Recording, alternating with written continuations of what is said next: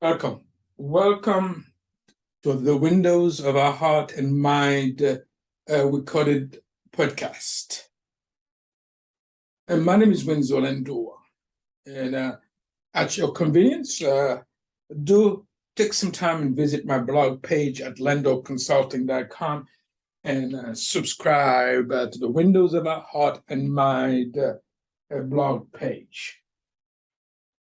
This recorded podcast is inspired by my Zoom talks on approaching the life we desire. See, this episode is the first of 7 episodes where I would share my personal perspectives on approaching the life we desire, taking control of life, the keys to living the best life, and lastly, the characteristics of a successful person. For today's podcast episode, I will start with approaching the life we desire. However, the first step I took to approach that topic, or the first step I took to approach the life I desire, is to be clear on what success means to me and what being successful means to my life. And the success is the outcome of steadily taking purposeful action on my most important goals.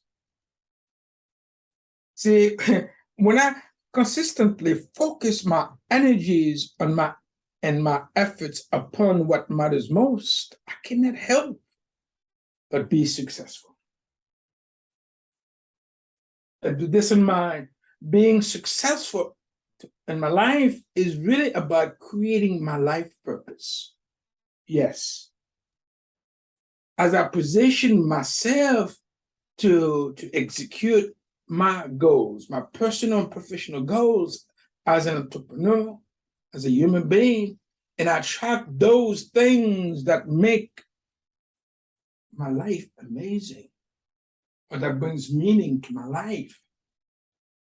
See, during this process of answering these questions about success, I also uncovered a wonderful quote from Thomas A. Edison, and he goes this way, open quote: "The first requisite for success is the ability to apply your physical and mental energies to one problem incessantly without growing weary." Close quote. I spent a lot of time pondering on that quote as a young man. And there I uncovered 3 connections, or 3 connections have emerged for me.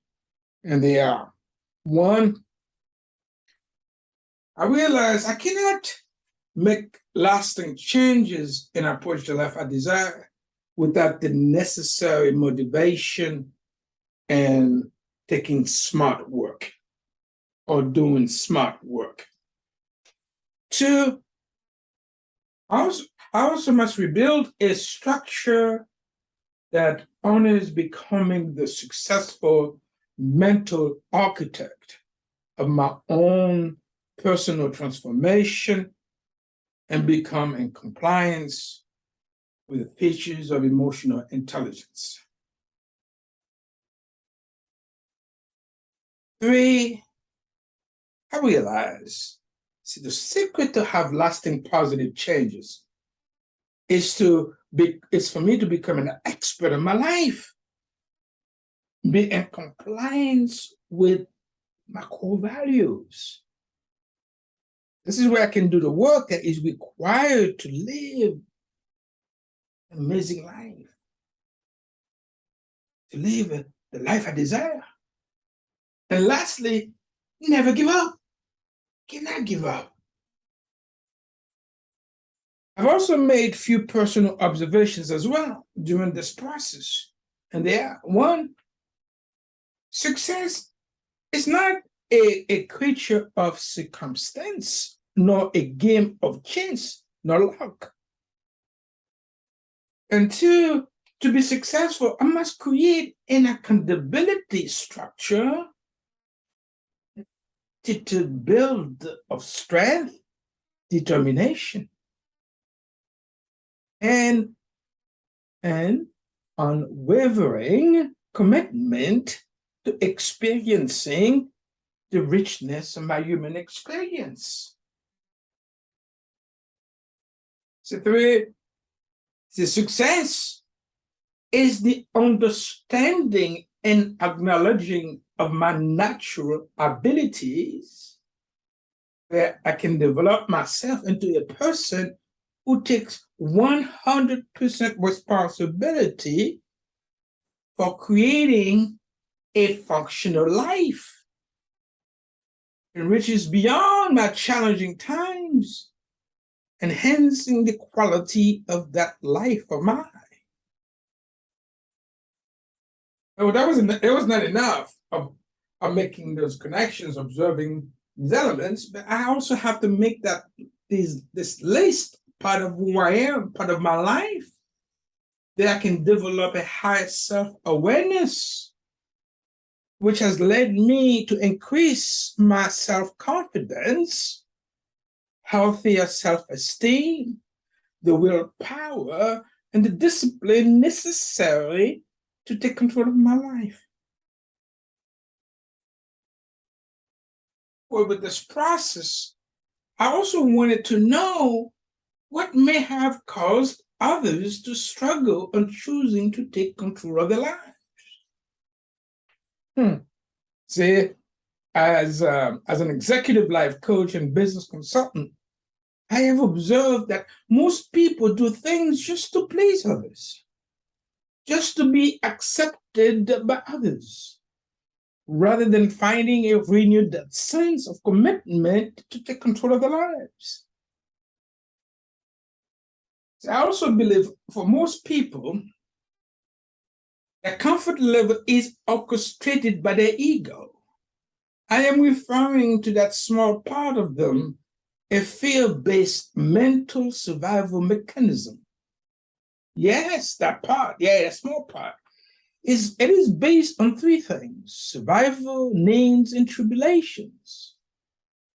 Yes, that small part makes these individuals feel separate and alone. And it acts only for the self. Yes, that small part. Yes, it relies on the inner saboteur to make sure it does not get hurt. It is the voice of the inner critic. Sure, it is that voice that creeps in, yes, or bluntly takes over, telling them that they are not capable, they're not worthy, they're not enough. Life is hard.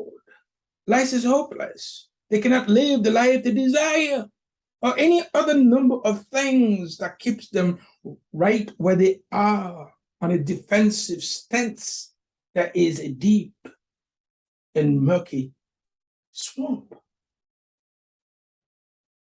See, the ego also uses distractions to sabotage their freedom to take control of the life. Yes, that is. The ego uses an arsenal of weapons like tiredness, lack of focus, lack of discipline, fear, doubt, worry, laziness. Yes, guilt, as well as shame. Yes, a host of other symptoms to keep them within the prison of self-defeating behavior and emotional roadblocks. The interesting thing is within this prison, the ego does not allow this individual to see beyond their limited beliefs. For a time, they can hear the voice of the inner critic giving them all the reasons to keep fear, anxiety, judgment, indecision, jealousy, procrastination and blaming as the dominant forces in their lives. See, they come to believe, though, that the shape of this prison I'm referring to is the shape of their reality. Yes, they are completely blind to the fact that it is them, yes, it is them who construct it and decide to stay locked in. I mean, come on.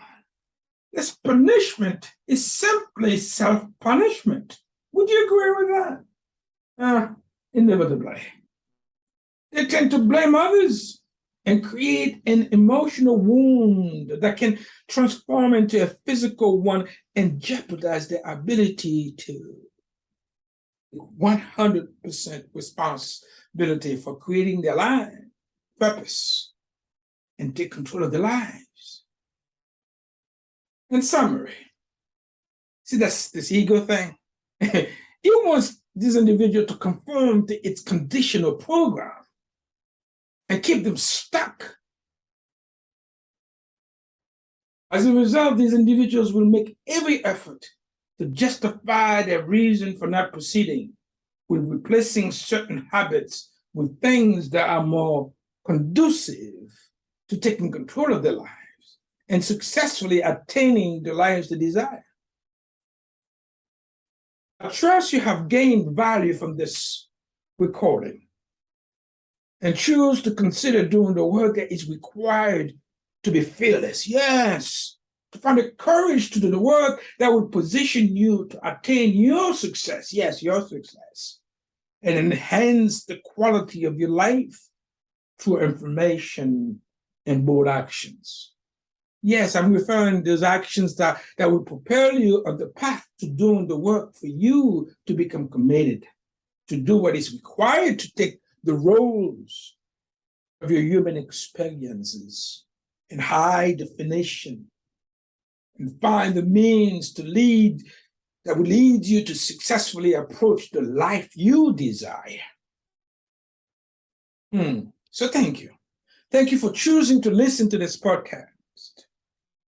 On the next episode, I will share my observation on how I deal constructively with my ego in order to approach the life I desire purposefully and successfully. So until next time, would you do me a favor? Would you yourself a favor? Be well, be safe,